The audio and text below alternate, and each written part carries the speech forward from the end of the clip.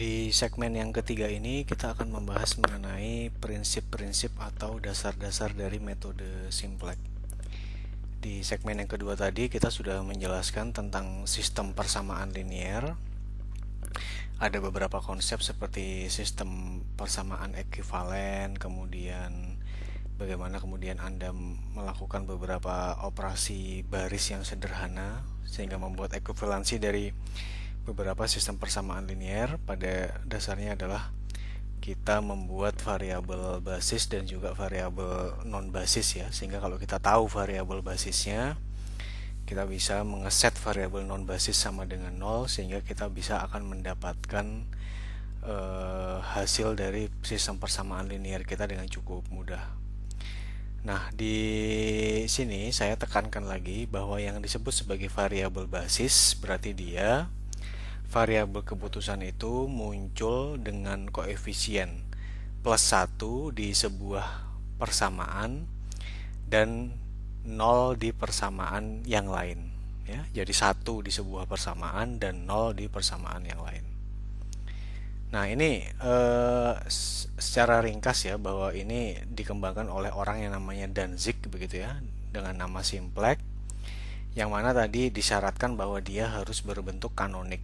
Jadi supaya bisa diselesaikan, Anda intisarinya membuat dalam bentuk kanonik, di mana variabel keputusan yang ingin kita cari di sini dia harus berbentuk basis. Artinya muncul 1 di satu persamaan, 0 di persamaan yang lain. Ini pun variabel basis, 1 di persamaan yang di sini, 0 di persamaan yang lain. Oke. Nah, kemudian di sini yang pertama kita akan mulai dulu dengan solusi basis awal yang layaknya tersebut.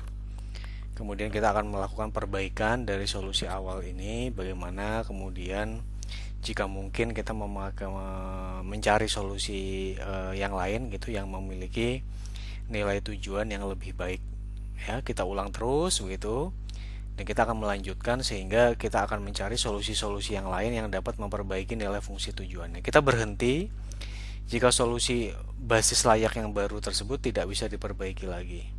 Nah, kita akan kita cek logikanya. Jadi ini semua basisnya logika. Secara prinsipil sebetulnya tidak ada yang perlu dihafalkan ya. Pada saat Anda betul-betul memahami logikanya dengan baik, maka seharusnya menurut saya bisa dimengerti dengan cukup mudah. Yang penting Anda tadi memahami logika yang ada di baliknya apa. Dan tadi saya ingatkan bahwa untuk bisa mengerti ini, syarat mutlaknya Anda harus sudah sangat lancar dengan operasi baris elementer. Kalau Anda tidak lancar, segera alokasikan waktu untuk belajar ini, karena kalau tidak itu Anda akan tersiksa sendiri ya. Mempelajari ini Anda akan bingung sendiri dari mana dasarnya, terutama pada saat nanti kita masuk ke beberapa hal teknis. Nah, di sini kita punya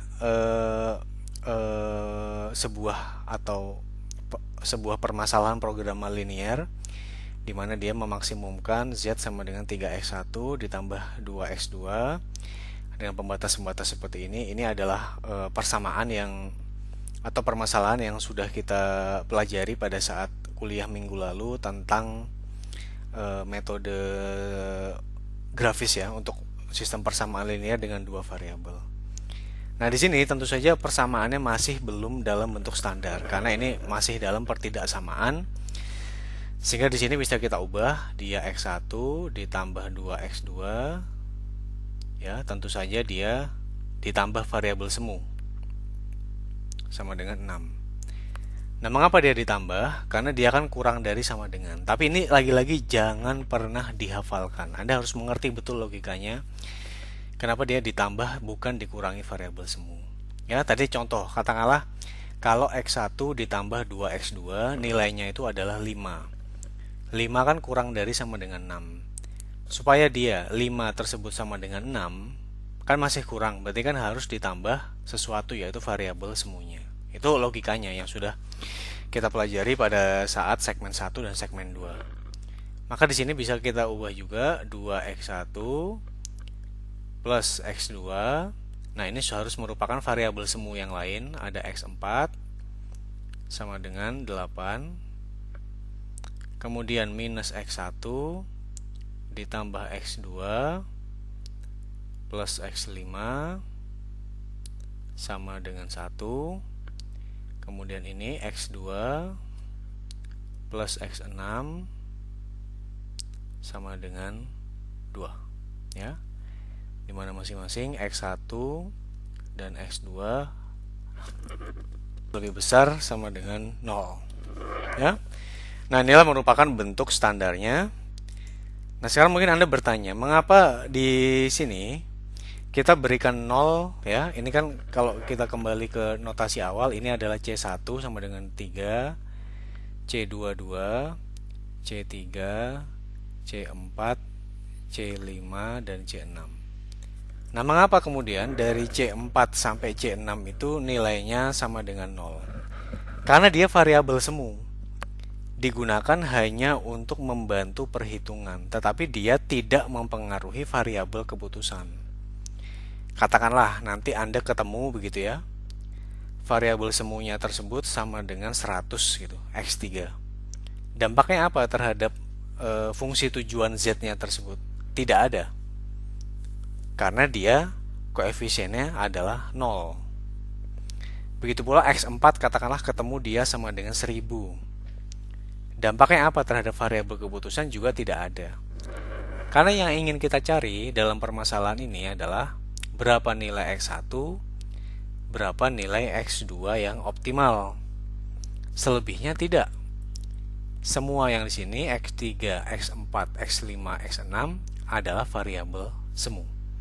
Ya, maka di sini yang perlu Anda ingat adalah pada saat kita menambahkan variabel semu seperti ini, maka adalah koefisien fungsi tujuan dari variabel-variabel semu tersebut Anda set sama dengan 0, karena dia tidak berpengaruh terhadap fungsi tujuan yang kita gunakan untuk mengevaluasi variabel keputusan yang akan kita pilih, ya. Dan supaya Anda tidak hilang konteks, lagi-lagi saya ingatkan bahwa ini adalah masalah mix production. Anda memilih berapa X1 dan berapa X2 yang akan memaksimumkan pendapatan harian Anda yang dilambangkan dengan Z. Mengenai masalahnya seperti apa, silahkan dicek ke kuliah minggu lalu pada saat kita membahas metode pemrograman linier penyelesaiannya secara grafis. Nah, sekarang kalau kita lihat di sini sudah memenuhi bentuk standar. Karakteristik yang pertama, fungsi tujuannya adalah maksimisasi atau minimisasi. Itu karakteristik yang pertama. Karakteristik yang kedua, semua pembatasnya di sini sudah dalam bentuk persamaan. Tidak ada lagi yang dalam bentuk pertidaksamaan. Karakteristik yang ketiga adalah variabel keputusannya sudah tidak negatif. X1 sampai dengan X6 harus positif, minimal 0, ya. Kemudian karakteristik yang terakhir, konstanta ruas kanannya atau biasanya yang mengindikasikan sumber daya, dia juga sudah tidak negatif. Nah, ini sudah memenuhi kaidah simplex dalam bentuk baku. Dengan seperti ini kemudian kita bisa lanjut bagaimana kemudian menyelesaikannya. Nah, sekarang kita kembali ke definisi. Mengapa variabel basisnya X3, X4, X5, dan X6? Ya. Kita lihat definisi variabel basis adalah di satu persamaan saja variabel tersebut memiliki koefisien 1. Tetapi di persamaan-persamaan yang lain koefisiennya adalah 0. Sekarang pertanyaannya, apakah X3 basis? Ya. Karena di persamaan 1 dia memiliki koefisien 1, yang lainnya adalah 0. X4 juga basis karena di persamaan yang kedua dia koefisiennya adalah 1, persamaan 1, 3, dan 4 koefisiennya 0. X5 pun basis, ini 1, yang lainnya adalah 0. X6 adalah basis karena di persamaan keempat dia nilainya 1, persamaan 1, 2, 3 nilainya 0. Nah, sekarang kita lihat katakanlah kita mengambil kasus X1 di sini. Apakah dia basis? Kan dia 1 di sini. Tidak. Betul bahwa dia di persamaan yang ini 1, tetapi di persamaan-persamaan yang lain nilainya tidak sama dengan 0. Ini 2, ini min 1. Ini sih 0. Tapi ini ada 2, ada min 1. Semua harus 0. Begitu pula di sini, ya. Ini bukan basis, meskipun yang di sini dia sama dengan 1. Karena di persamaan 1 koefisiennya 2, persamaan 3 koefisiennya 1, persamaan 4 koefisiennya juga 1. Sehingga di sini yang basis untuk iterasi yang pertama ini hanyalah X3, X4, X5, dan juga X6. Ya. Nah, sekarang kita tadi sudah memiliki konsensi bahwa variabel non-basis kita anggap 0 di setiap iterasinya tersebut. Berarti sekarang yang ini akan sama dengan 0. Ya. Mengapa demikian? Anda bisa mengecek ke segmen yang kedua. Nah, maka di sini kita bisa mendapatkan solusinya dengan mudah, yaitu X3 sama dengan 6, X4 sama dengan 8, X5 sama dengan 1, dan X6 sama dengan 2. Itu adalah solusi awal yang kita dapatkan, yaitu X6 4, 8, 5, 1, 6. Sehingga kalau kita kalikan tadi, ini kan adalah non-basis ya, X1 sama dengan 0, X2 juga non-basis sama dengan 0, sisanya adalah basis yang tadi kita hitung dengan cara yang tadi. Ya. Nah, tadi kita lihat, karena dia koefisien fungsi tujuannya 0, maka di sini adalah nilai fungsi tujuan saya adalah 0. Ya. Artinya apa? X1 dan X2 berarti secara ilustratif kita akan bisa dapatkan pada saat keduanya menjadi variabel basis nantinya.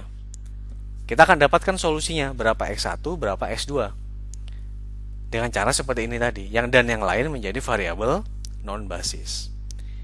Tapi ini adalah iterasi yang pertama kita dapatkan dengan basisnya tadi sebanyak 4 variabel ini. Ini adalah X3, X4, X5, dan X6. Ya. Oke. Dengan nilai fungsi tujuannya adalah 0. Ya. Sehingga kalau kita gambarkan di dalam solusi grafis, berarti sekarang dia punya titik, kita ini berada di titik origin atau titik asal, di mana X1 sama dengan 0 dan X2 sama dengan 0. Nah, sekarang bagaimana kemudian kita memperbaiki solusi basis ini? Nah, kita kan sudah memiliki solusi basis awal, yaitu tadi X1, X2 sama dengan 0, yang di sini 0, 0. Kemudian yang lain sama dengan X3 6, X4 8, X5 1, X6 2 dengan Z-nya sama dengan 0. Nah, sekarang ide dasarnya adalah kita perlu mengecek apakah ada solusi basis tetangga yang memiliki nilai Z yang lebih besar dari kasus kita ini. Ingat tadi, permasalahan kita adalah permasalahan maksimisasi.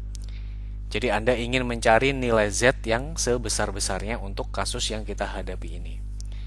Nah, ada tidak kemudian solusi basis yang lain yang akan memperbesar Z tersebut? Kalau ada kan berarti kita bisa pilih. Karena tujuan kita ingin mendapatkan Z yang setinggi-tingginya. Tapi kalau tidak ada, kita juga lepas saja. Buat apa? Kan tidak lebih baik daripada solusi yang sudah saya dapatkan saat ini. Nah, kemudian caranya bagaimana? Kita kemudian mengecek apakah solusi saat ini sudah optimal atau belum. Nah, optimal itu bagaimana? Kalau ternyata ini masalah maksimisasi, ya, berarti pada saat kita bergeser ke Z yang setelahnya, misalnya Z yang sekarang sama dengan 0, kemudian Z yang berikutnya sama dengan min 1, misalnya kita punya Z yang sekarang sama dengan 0, kemudian Z yang berikutnya sama dengan min 1, tentu saja ini sudah merupakan solusi yang optimal. Karena mau Anda ganti pun Anda malah mendapatkan solusi yang lebih buruk. Ya, itu adalah masalah yang optimal. Tetapi pada saat Z yang setelahnya ternyata sama dengan 1, begitu ya. Mana yang lebih bagus antara 1 dengan 0? Kalau masalah kita tadi adalah masalah maksimisasi, tentu saja 1 adalah yang lebih baik dalam hal ini.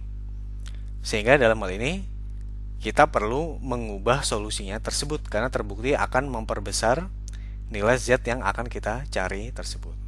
Jadi Anda selalu mengecek solusi basis layak tetangga tersebut. Apakah ada nilai Z-nya yang makin besar. Tapi ini saya ulang ya. Ini hanya untuk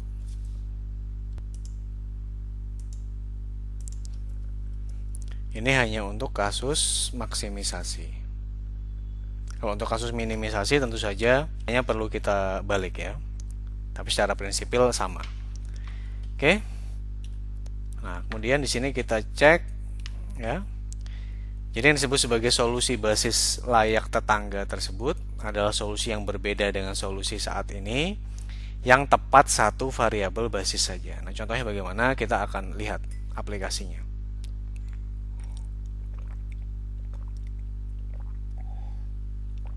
Bagaimana kemudian kita bisa menggeser ke solusi basis awal layak tetangga tersebut tepat sebanyak satu basis yang tadi sudah kita jelaskan bersama-sama. Oke. Nah, sekarang ya. Bagaimana kemudian cara kita mendapatkan solusi basis layak tetangga tadi? Tadi kan kita dapatkan ya. Variabel basis awal kita tadi adalah ini X3, kemudian X4, ini X5 dan juga ini X6. Kita punya non basisnya tadi adalah X1, ini adalah X2.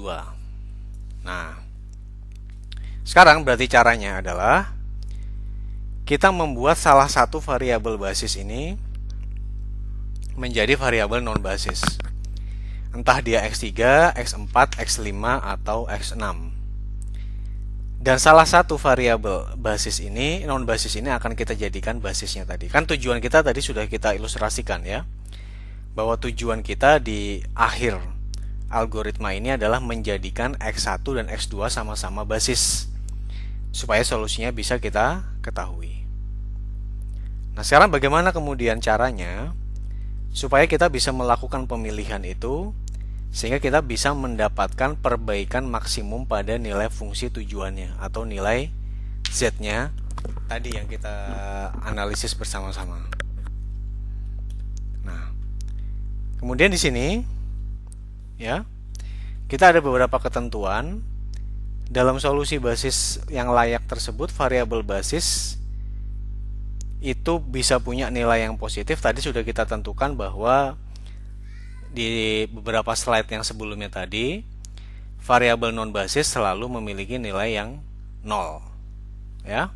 Sehingga kalau variabel non basisnya memiliki nilai 0, dengan cepat kita bisa menghitung berapa solusi untuk variabel-variabel basis tersebut. Nah, sekarang karena variabel basisnya tadi nilainya adalah 0, maka kalau kita lihat tadi definisi solusi basis awal layak tetangga tadi, ini kan perbedaannya tepat hanya satu variabel basisnya tadi. Nah, bagaimana kemudian kalau kita menaikkan itu dari yang 0 ke variabel basisnya tersebut ya. Nah, mana yang harus kita pilih? Tentu saja dia yang akan memberikan kontribusi terbesar terhadap Z-nya tersebut. Nah, sekarang bagaimana caranya?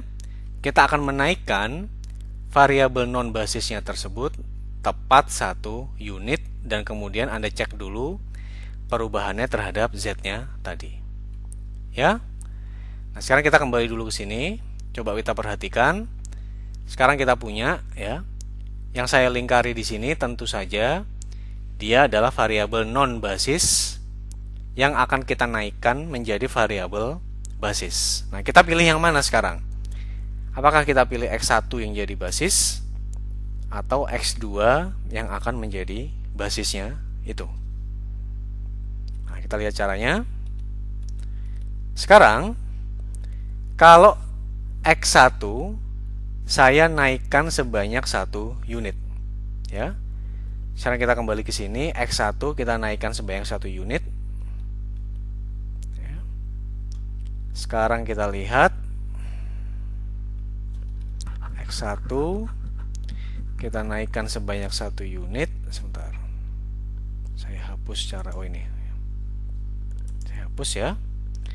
Kita cek berarti karena kita punya bahwa nilai X1 adalah 1 unit dan X2 tetap menjadi non basis, maka X2 akan sama dengan 0, ya. Berarti yang di sini akan sama dengan 0. Ya. Berarti kita punya sekarang X1 ditambah X3 sama dengan 6. Kita tuliskan di sini, ya. Kemudian X1 2X1 ditambah X4 sama dengan 8. Kemudian min X1 ditambah X5 sama dengan 1. Dan X2 ditambah X6 sama dengan 2. Karena ini sama dengan 1, maka di sini Anda dapatkan X3 sama dengan 5, ya, dan seterusnya. Kita lihat hasilnya di sini, ya. Karena ini sama dengan 1, maka sudah pasti X3 sama dengan 5, X4 akan sama dengan 3, ya, sama dengan 6, sama dengan 6, karena sini 2 ditambah X4 sama dengan 8, berarti X4-nya sama dengan 6. Ini minus 1, kalau kita tukar sini sama dengan ini, berarti X5 sama dengan 2. Ini 0, ya, berarti X6 sama dengan 2 juga.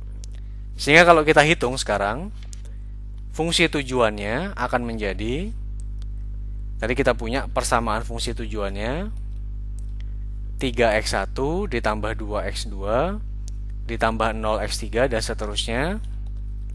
Berarti sekarang nilai fungsi tujuannya kalau saya menaikkan variabel non basis X1 1 unit, berarti adalah 3 dari nilainya ini 1, 2, ini 5, ya.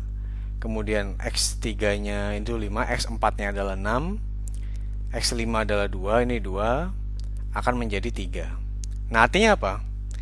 Kalau saya memilih X1 yang dinaikkan, saya akan memiliki tambahan fungsi tujuan sebesar 3.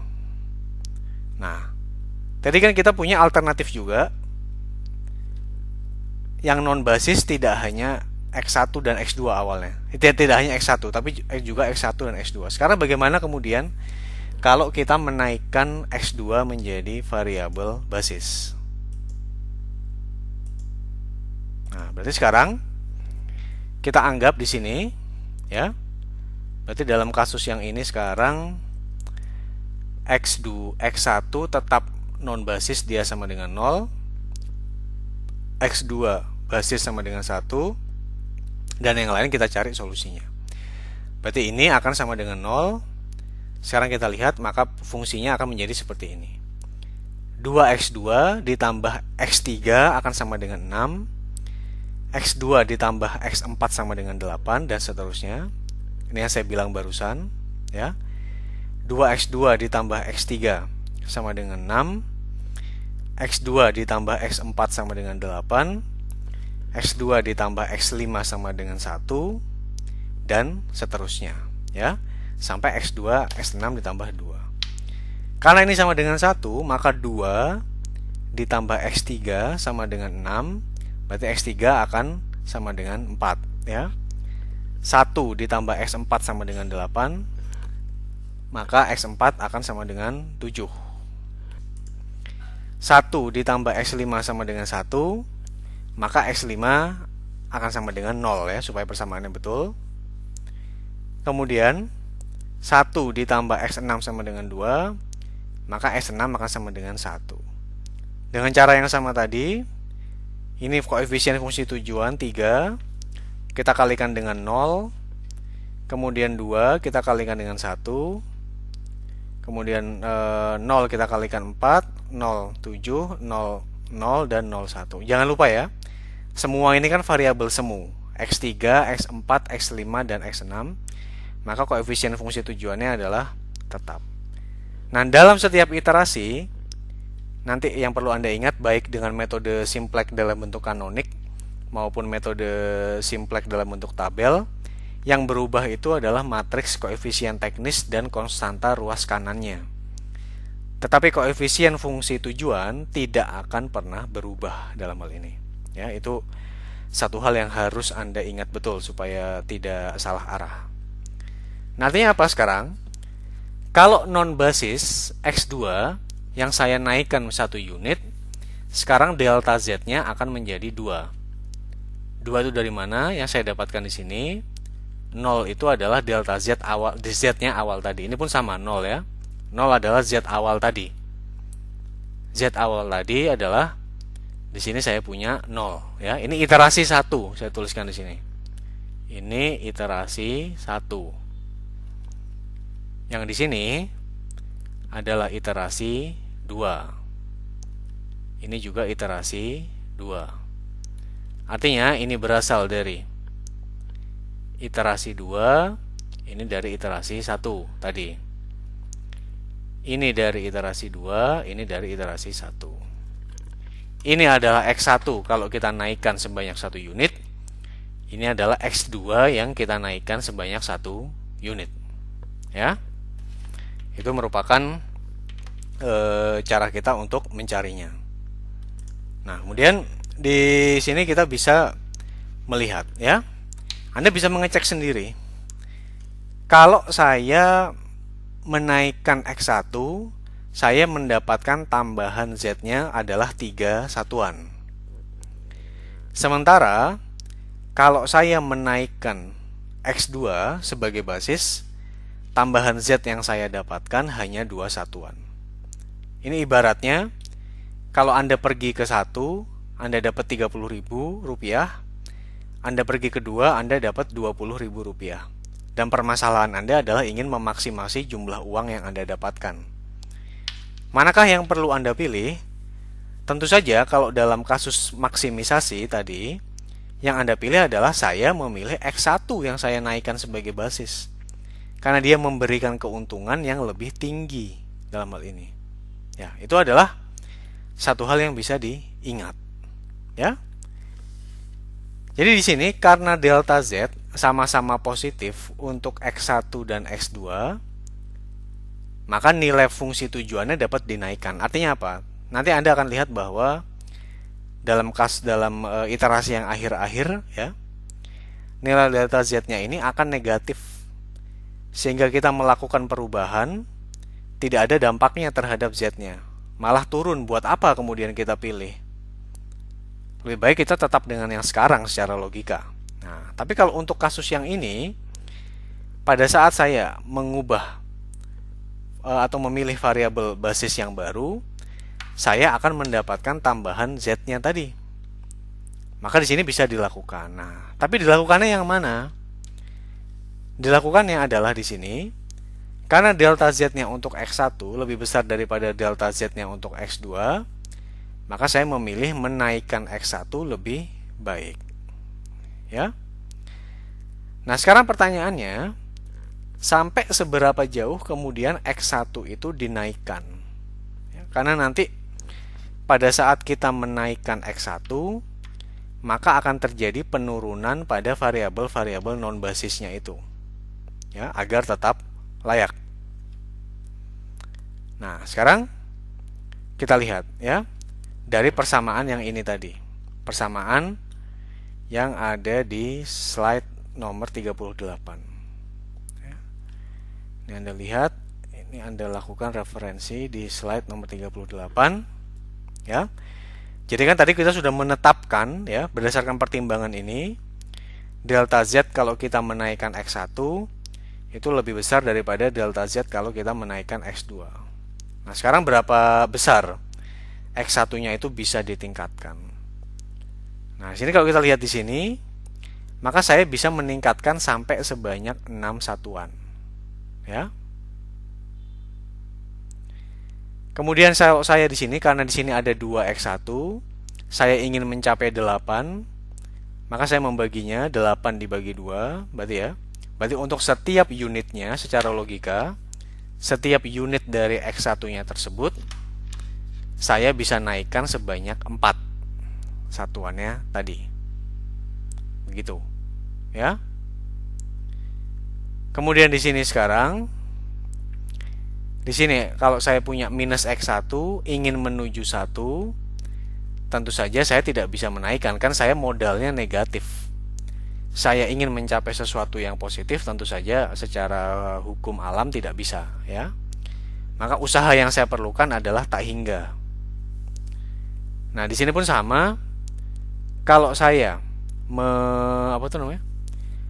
menaikkan x1 dari awalnya dia modalnya sama dengan 0, saya ingin dia menuju 2, tentu saja juga tidak bisa, dia akan menjadi tak hingga. Nah, manakah yang perlu saya pilih? Karena masing-masing menjamin kenaikan sebanyak 3, ya. Maka yang saya pilih adalah yang memberikan usaha paling kecil. Sehingga bagaimana kemudian? Tadi kita sampaikan kan, kalau ada variabel basis yang dinaikkan, pasti akan ada yang turun di antara x3, x4, x5, dan x6. Dan ini apa? Ini kan adalah variabel non basis. Sehingga di sini kesimpulannya adalah kalau saya hendak menaikkan x1 menjadi basis, yang saya turunkan menjadi non basisnya adalah x4. Dan maksimum peningkatan yang bisa saya lakukan itu adalah sebanyak 4. Tapi di sini adalah sebagai panduan, ya. Sebagai panduan di sini x4 akan saya turunkan statusnya dari awalnya dia variabel basis, akan saya turunkan menjadi variabel yang sifatnya non basis. Karena tadi ketentuannya, kalau ada satu yang kita naikkan menjadi basis, pasti ada yang kita turunkan menjadi variabel non basis. Nah, sekarang bagaimana kemudian caranya? Kalau kita kembali ke sini, berarti sekarang x4 ini perlu kita jadikan non basis, ya. X1 akan menjadi variabel basis, dan kita akan melihat caranya. Ya. Oke. Ini Anda jangan terjebak ke dalam teknis perhitungannya, tetapi Anda harus bisa memahami logikanya dengan sangat baik. Karena kalau tidak, begitu ketemu permasalahan yang baru, saya jamin kalau Anda tidak paham logikanya, Anda pasti akan kebingungan. Ya. Nah, kalau sekarang x1 saya naikkan tadi, maksimum peningkatannya kan ada sebanyak 4, ya. Kita pilih usahanya yang paling Yang paling rendah untuk mencapai hasilnya tadi. Berarti sekarang x1 kita pilih begitu, dia akan menjadi 4, ya. Maksimum 4. X2 adalah variabel basis. Dan sisanya mengapa demikian? Misalnya ini, kalau ini 4, tentu saja ini sama dengan 2. Ini sama dengan 0, ya. Sudah kita turunkan jadi variabel non basis. Ini adalah 5 dan ini adalah 2 tetap, ya. 2052. Ya. S4 6, ya. Oh ya, ini 6, sorry, bukan 0. Ini 6 karena ini adalah 4. Oh enggak, itu 0 betul, ya, harusnya 0 ini. Ini harusnya 0. Oke, saya ganti. Ya. Ini pun sama. Harusnya di sini juga 0, ya. Karena ini 2 kali 4 sama dengan 8. 2 kali 4 sama dengan 8. Supaya menjadi 8 tentu saja dia akan sama dengan 0, ya. Nah, sekarang permasalahannya adalah berarti kalau dengan seperti ini Dan ini Anda ingat berarti di sini dia sekarang dia menjadi non basis ya. Ini sekarang S4 menjadi non basis. Sisanya ini adalah variabel basis, basis, basis dan juga basis ya. Itu adalah cara kita melakukan pendeskripsian. Nah, kemudian kalau dengan seperti ini, maka tadi Anda ingat bahwa Z sama dengan 3x1 ditambah 2x2 dan yang lainnya adalah 0 ya. Karena variabel semu maka dia 3 kali 4 ditambah 2 kali 0 maka dia akan punya 12. Nah, terbukti kan ya? Tadi ini masih masuk iterasi 2. Belum bergeser iterasinya. Tadi di iterasi 1 Anda masih ingat bahwa Z yang kita dapatkan itu nilainya sebesar 0. Sekarang di iterasi yang kedua, nilai Z-nya adalah 12. Memang betul terjadi sebuah peningkatan. Memang ini layak untuk kita lakukan ya. Pengubahan X1 dari non basis sekarang menjadi basis. Oke. Nah, sekarang kalau Anda lihat ini asalnya dari mana? Yang atas ini Anda refer ke iterasi 1 ya. Ini adalah persamaan awal, bentuk awal dia ada di halaman 32.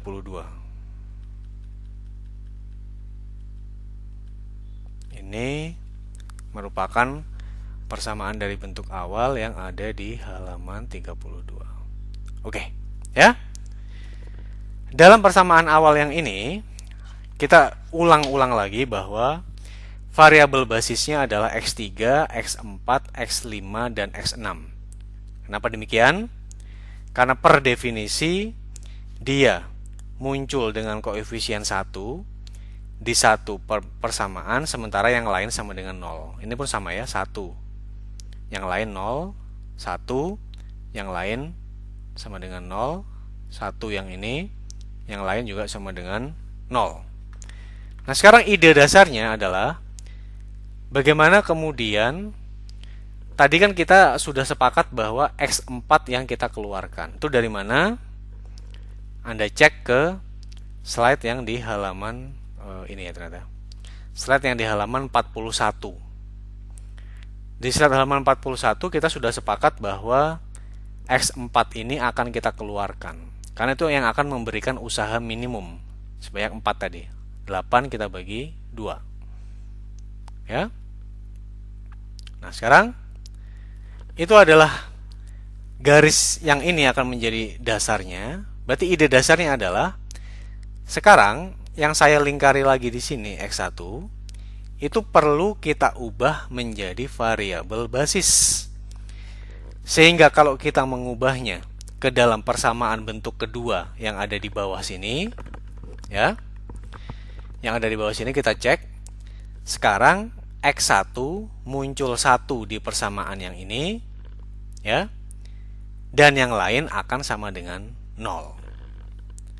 Nah, bagaimana cara melakukannya? Tentu saja kita bisa pakai cara operasi baris elementer. Dan cara melakukan ini banyak. Saya akan memakai cara saya. Anda memakai cara yang sudah Anda ketahui juga dipersilahkan. Nah, tadi kata kuncinya adalah kita kembali ke segmen 2 harus memunculkan sebuah persamaan yang ekuivalen antara persamaan 1 dengan persamaan-persamaan yang lain. Dalam hal ini adalah persamaan 2 dengan persamaan 1, 3, dan 4. Ya, dalam hal ini kemudian kita lihat bagaimana kemudian cara dia mengubah variabel basis untuk kondisi pivotnya. Ya. Jadi saya ulang ya. Mengapa yang 1 itu di persamaan yang kedua? Tadi karena X4 akan kita keluarkan menjadi variabel non basis. Ya.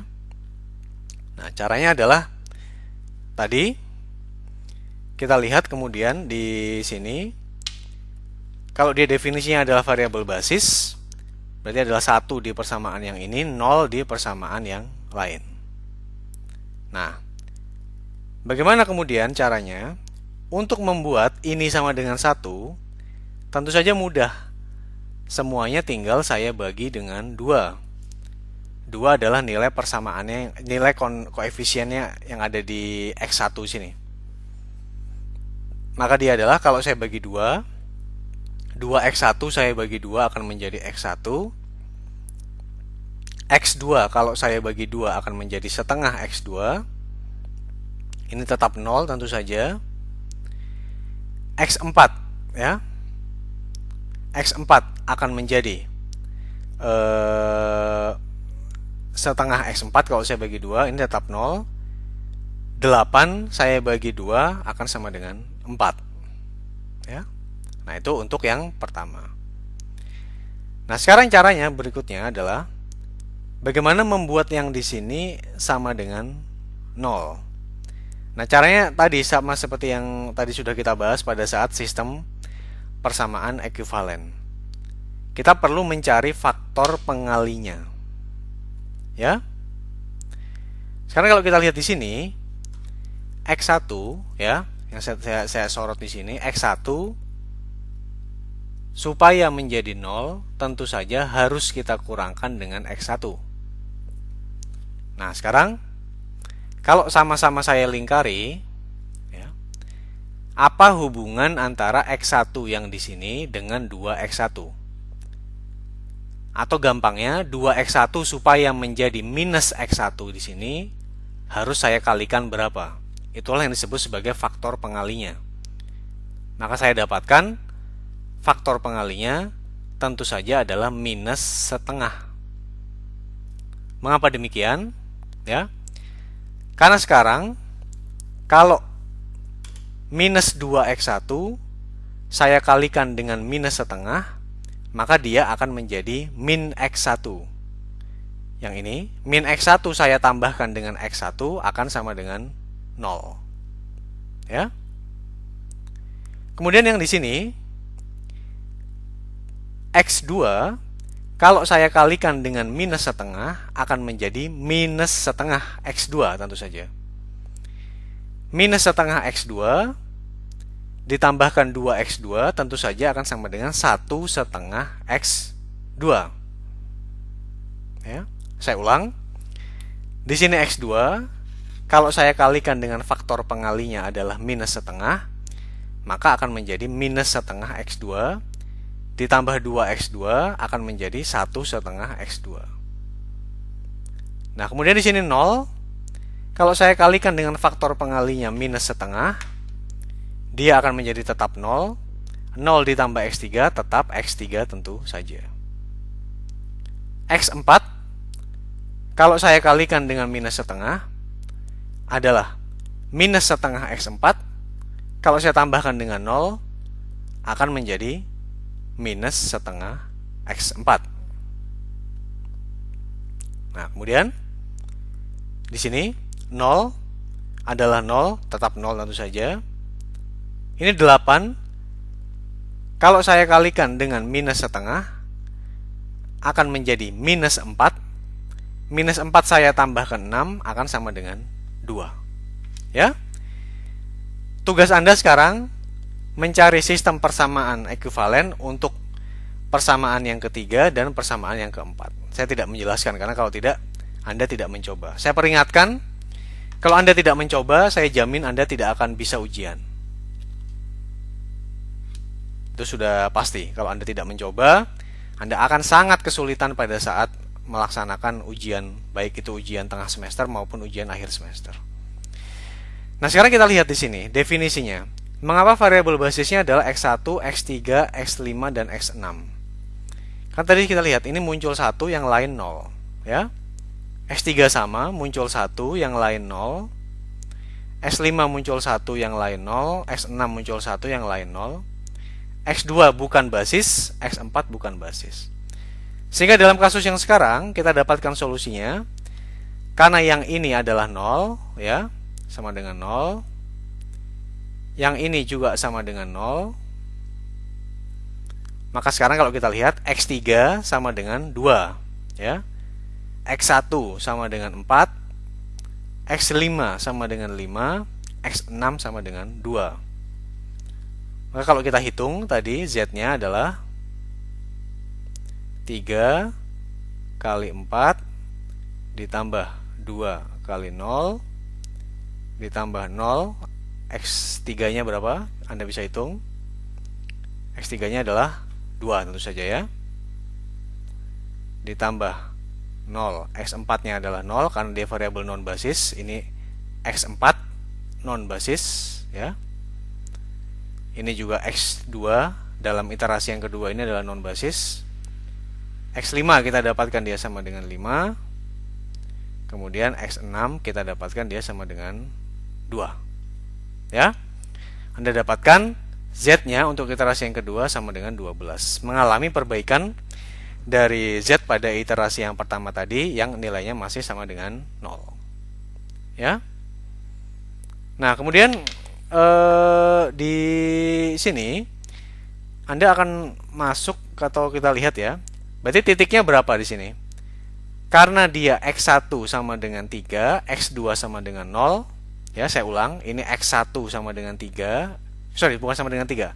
X1 sama dengan 4, ya. X2 sama dengan 0. Bukan variabel non basis. Maka ini titiknya adalah X1 dan X2 sama dengan tadi 4, ini adalah 0. Ini titiknya 1, 2, 3, 4, 4, 0 yang ada di sini. Nah, tadi saya sampaikan bahwa dengan metode simplex ini kita akan memilih titik-titik pojoknya secara efisien. Berbeda dengan metode enumerasi basis, di mana pada saat enumerasi basis tersebut kita harus memilih semua titik pojoknya. Ini tidak, kita langsung bergerak ke sini. Ini kita dapatkan dalam titik yang ini Z-nya akan sama dengan 12. Itu adalah cara Anda mendapatkan solusi pada iterasi yang kedua. Saya ingat ya, jadi ini masih masuk iterasi yang kedua. Nah, sekarang kita lihat lagi. Ya. Sekarang kita masuk ke iterasi yang ketiga. Nah, tadi di iterasi kedua yang terakhir, kesimpulannya adalah yang jadi non basis adalah X2 dan X4.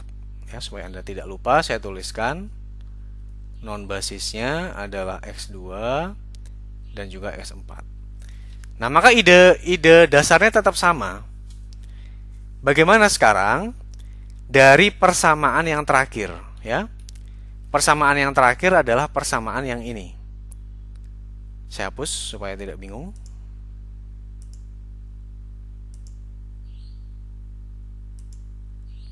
Ya. Persamaan terakhir adalah persamaan yang saya beri tanda kotak. Ini adalah hasil dari iterasi duanya tersebut, ya, di halaman 43. Nah, sekarang berarti kesimpulannya adalah dari non basisnya ini maka harus ada yang kita naikkan menjadi basis. Nah, sekarang yang mana? Apakah X2 yang kita pilih atau X4 yang kita pilih? Nah, caranya masih sama dengan yang tadi. Kita memilih variabel non basis yang akan menjadi basis berdasarkan kenaikannya terhadap Z-nya. Lagi-lagi kita berbicara kenaikan karena masalah kita adalah masalah maksimisasi. Kalau masalah kita adalah masalah minimisasi, tentu saja kita berbicara penurunan terhadap delta Z-nya tersebut. Ya. Di sini kalau kita lihat, ini Anda merefer ini tentu saja ke slide yang tadi saya tunjuk, halaman 43. Ya, sekarang kalau variabel non basis X2 dinaikkan menjadi 1 unit, artinya X4-nya tetap non basis ya. Sekarang 3/2 X2 ini menjadi basis, X4 tetap non basis. Artinya apa? X2 menjadi basis, kemudian X4 tetap non basis, artinya dia sama dengan 0. Yang saya sedang sorot ini tetap dia sama dengan 0. Nah, kemudian kalau kita dapatkan di situ, ya, kita coba lihat lagi. Karena dia sudah menjadi basis, maka nilainya adalah 1, ya. Karena dia 1, ini 1,5, maka X3 pasti sama dengan setengah, ya. Kemudian ini nilainya 1, berarti nilainya ini setengah. setengah sama biar menjadi 4, X1 akan sama dengan 3 setengah atau 7/2. Ini X2-nya yang di sini 1, berarti nilai yang di sini adalah sama dengan 3/2 atau 1,5. Maka X5 akan sama dengan akan sama dengan 3,5 ya. 1,5 ditambah 3,5 kan akan menjadi 5. Ini 1, berarti ini akan sama dengan 1 juga. Nah, dasarnya kita dapat sekarang. Maka nilai fungsi tujuannya, ingat ya, tadi di setiap iterasi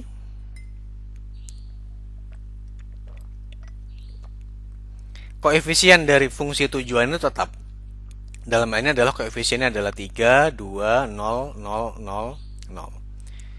Nah, maka dengan kasus seperti ini sekarang kita dapatkan nilai fungsi tujuan dari saya adalah sebanyak 12,5. Nah, pertanyaannya apakah ini layak untuk dilakukan? Layak. Karena tadi ini dari iterasi 2, ya, ini iterasi 2. Kita dari dapat bahwa Z-nya adalah 12. Sekarang dari usulan di iterasi 3, kita dapat kemungkinan Z-nya akan menjadi 12,5. Sehingga terdapat kenaikan sebanyak setengah. Sehingga secara prinsipil ini bisa kita lakukan. Nah, sekarang bagaimana kemudian kalau X4 yang kita naikkan menjadi 1 unit? Ini juga sama, Anda melakukan referensi kepada slide yang di nomor 3. Ya. Di sini kita lihat bahwa kalau sekarang X4 yang kita naikkan menjadi variabel basis gitu ya, nilainya 1 ya, bukan setengah ya, tapi 1. Maka X2 tetap menjadi non basis. Makanya persamaannya menjadi X3 minus setengah S4 sama dengan 2 dan seterusnya. Ini maksud saya. X3 minus setengah S4 sama dengan 2. Karena S4 sama dengan 1, berarti ini minus setengah. Berarti ini sama dengan 2,5 ya. X3 atau 5/2. Ini dia sama dengan 1, berarti sama dengan setengah. Berarti sama dengan 3,5.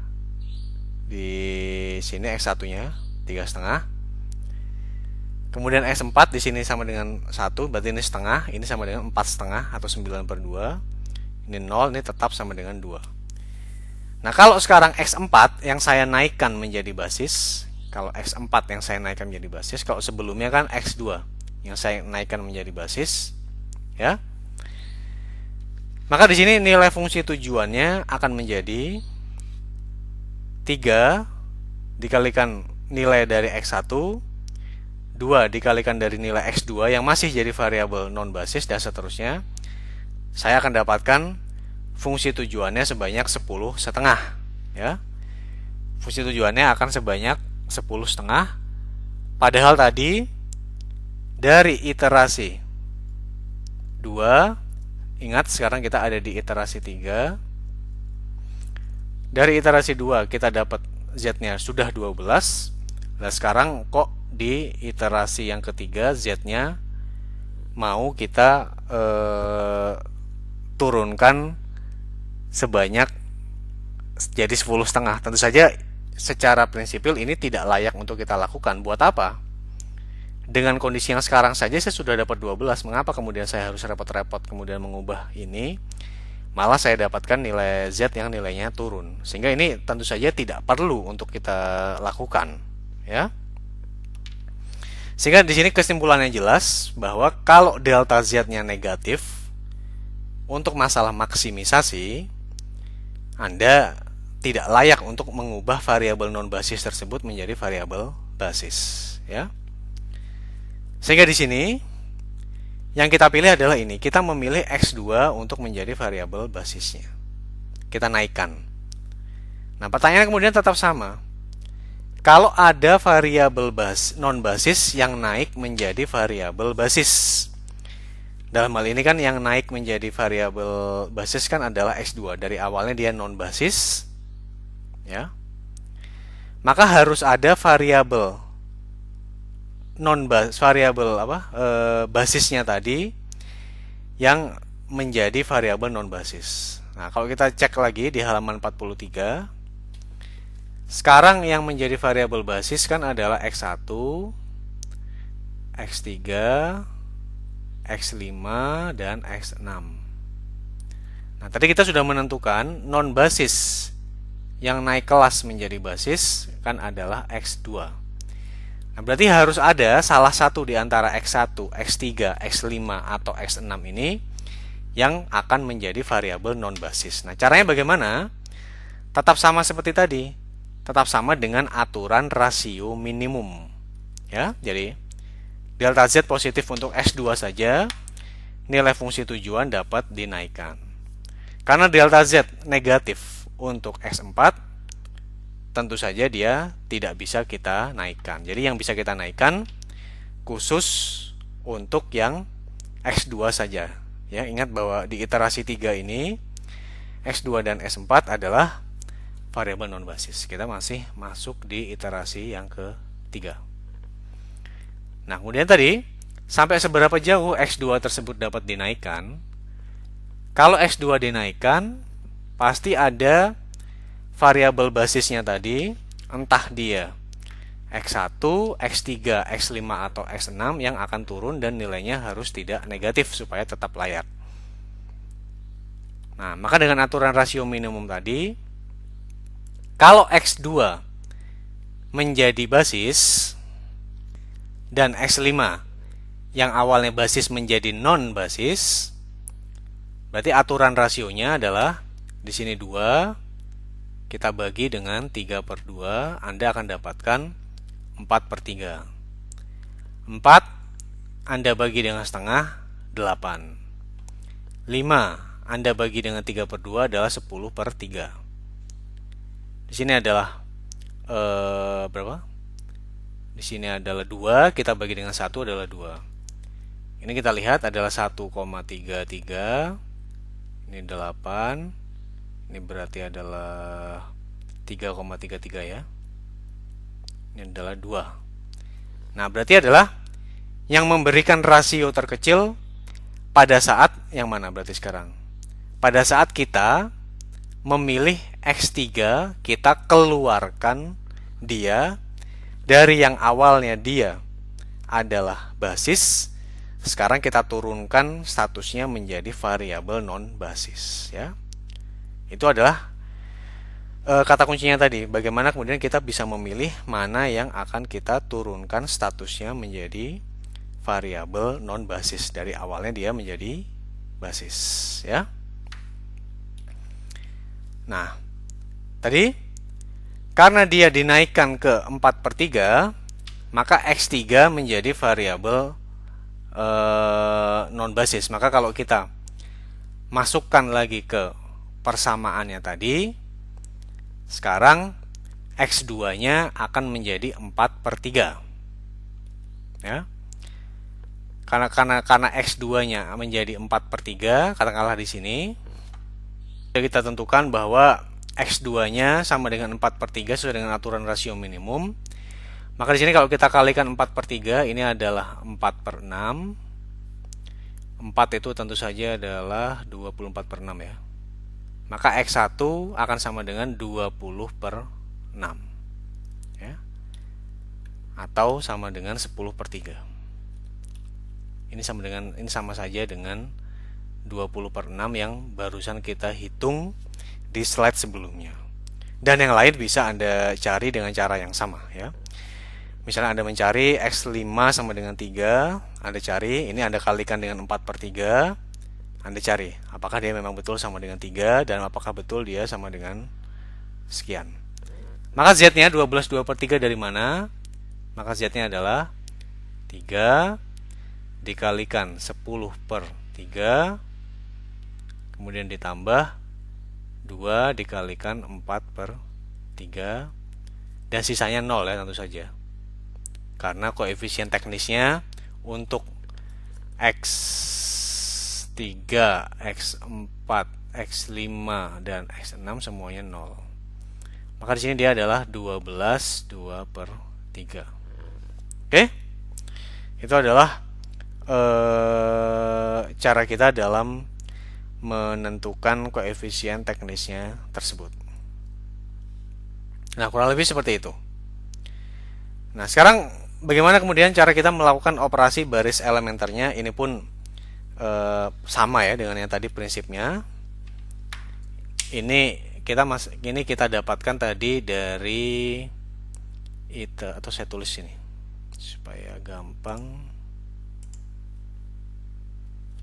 Ini kita dapatkan dari iterasi hasil dari iterasi 2 ya, yang ada di halaman ini berapa?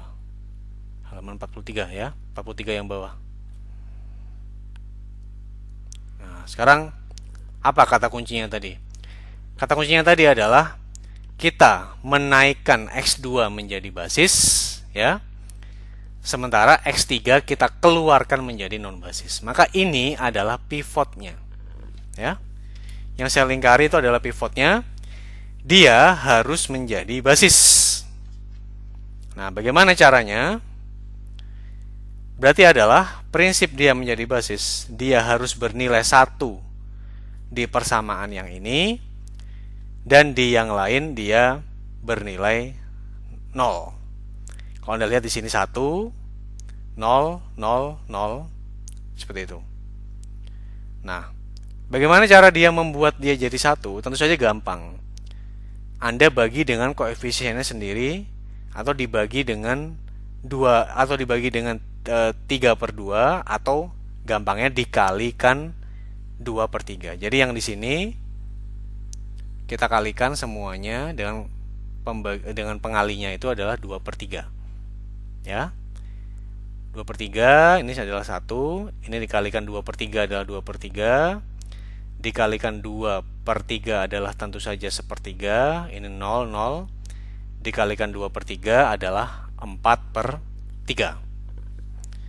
Nah, sekarang bagaimana cara membuat dia sama dengan 0? Nah, kalau kita lihat di sini, setengah atau plus ini ya, saya hapus.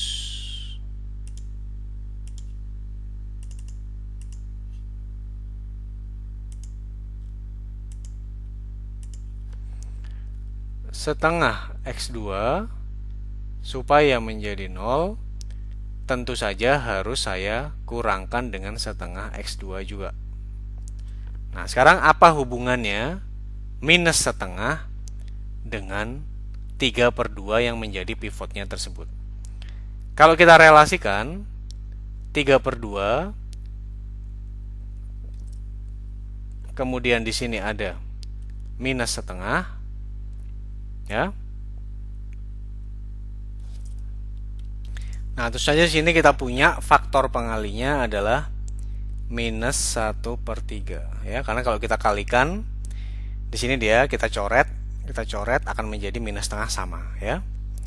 Atau gampangnya minus setengah Anda bagi dengan 3/2, Anda akan dapatkan sama dengan minus 1/3.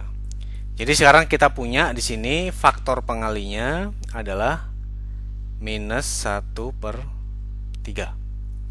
Ya. Nah, apa maksud saya? Di sini 3/2 kita kalikan dengan minus 1/3 begitu ya, akan sama dengan minus setengah X2. Minus setengah X2 ditambah setengah X2 tentu saja akan sama dengan 0 ya. Kalau di sini tidak akan berdampak tentu saja, karena 0 Anda kalikan dengan minus 1/3 tetap 0, 0 Anda tambahkan dengan X1 akan menjadi X1.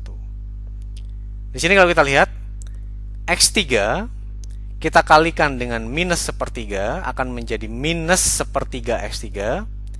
Minus 1/3 X3 ditambah 0 akan menjadi minus 1/3 X3. Minus setengah X4 kalau saya kalikan dengan minus 1/3 akan menjadi 1/6 X4 ya. 1/6 X4 kalau saya tambahkan dengan 3/6 X4 akan menjadi 4/6 X4, yang mana 4/6 X4 itu adalah 2/3 X4 ya. Saya sengaja tidak menulis supaya Anda mencoba ya, dan itu sudah saya berikan petunjuknya secara sangat jelas dengan lisan. Ini tidak ada dampaknya S5 dan S6 karena sama-sama 0. Sekarang 2, kalau saya kalikan dengan minus sepertiga akan menjadi minus 2 per 3. Minus 2 per 3 kalau saya tambahkan dengan berapa nih? 12 per 3 ya. Minus 2 per 3 kalau saya tambahkan dengan 12 per 3 akan menjadi 10 per 3. Yang lainnya bisa Anda cari dengan cara yang sama. Tentu saja Anda harus mencari faktor pengalinya ini dulu. Intisarinya adalah, kata kuncinya adalah bagaimana membuat ini sama dengan 0 dan ini juga sama dengan 0 dengan operasi baris elementernya tersebut. Nah, sekarang karena di sini kita sudah jelas bahwa X1 basis sama dengan 10 per 3, X2 basis sama dengan 4 per 3, ya. Kita dapatkan tadi Z-nya sama dengan 12 2 per 3, ya. X1 10 per 3 atau 3,3, X2 sama dengan 4 per 3 atau 1,33. Nah, ini adalah titiknya. X1 adalah 10 per 3, X2 nya adalah 4 per 3. Ini 10 per 3, kira-kira 3,33. Ini adalah 4 per 3, kira-kira 1,33. Ya. Jadi Anda lihat, ini adalah berasal dari iterasi 2, yang ini adalah dari iterasi 3. Ini kita masih di iterasi 3 yang sekarang. Jadi dapat dilihat sekarang bahwa dengan metode simplex ini dia dapat memilih pergerakannya itu secara efisien. Ya. Nah, sekarang kita lihat tadi, kalau kita kembali ke sini ke iterasi 3 yang terakhir ya, X1, X2 basis, jadi basisnya apa saja sekarang sudah jelas. Kalau dari itu X1, X2, X5, X6 ya. Dan non basis adalah X3 dan X4. Oke. Kita masuk ke iterasi 4. Ya. Kita punya non basis X3, X4. Kita pilih yang mana? Ya. Dengan cara yang sama tadi Anda bisa cek kalau X3 yang kita naikkan 1 unit, Anda refer ke slide nomor 50, ya. Maka kita dapatkan Z sama dengan 12 1 per 3. Dari iterasi 3 tadi Z-nya sudah 12 2 per 3 yang ada di sini, ya. Maka di sini merupakan sebuah kerugian kalau Anda memilih X3 jadi basis karena malah turun. Begitu pula kalau X4 yang saya naikkan menjadi basis, Anda juga akan mengalami penurunan. Ya, malah penurunannya lebih banyak lagi. Artinya di iterasi 4 ini kita sudah selesai. Karena delta Z-nya ternyata negatif baik untuk X3 maupun X4. Sehingga karena tidak ada variabel non basis yang dapat dinaikkan, maka nilai fungsi tujuannya tadi sudah optimal, yaitu berapa? X1 10 per 3, X2 4 per 3 dengan nilai Z-nya adalah 12 2 per 3. Ini sudah optimal. X-nya optimal, Z-nya juga sudah optimal dengan metode simplex tersebut. Nah, ini bayangkan kita sudah melakukan perhitungan dengan cukup efisien, dan Anda kalau punya variabelnya lebih dari 2 juga bisa dilakukan dengan cara ini. Tentu saja kalau sekarang bisa pakai software segala macam ya, cuma memahami logika fungsinya merupakan hal yang sangat penting kalau menurut saya. Nah, jadi kurang lebih seperti itu kalau untuk masalah maksimisasi. Solusi yang optimal kalau profit relatifnya tersebut sudah tidak ada lagi yang layak atau sudah negatif atau nol, sehingga kita tidak bisa bergerak lagi. Kalau untuk masalah minimisasi tentu saja adalah masalah yang sebaliknya. Ya, kurang lebih itu yang dapat saya sampaikan untuk metode simplex. Selanjutnya silakan dipelajari dengan baik. Jika tidak mengerti, lihat dulu di textbook atau Anda harus mencoba semuanya, karena kalau tidak Anda coba, saya yakin tidak akan bisa. Ya, saya akhiri. Assalamualaikum warahmatullahi wabarakatuh. Selamat pagi, selamat siang, atau selamat sore.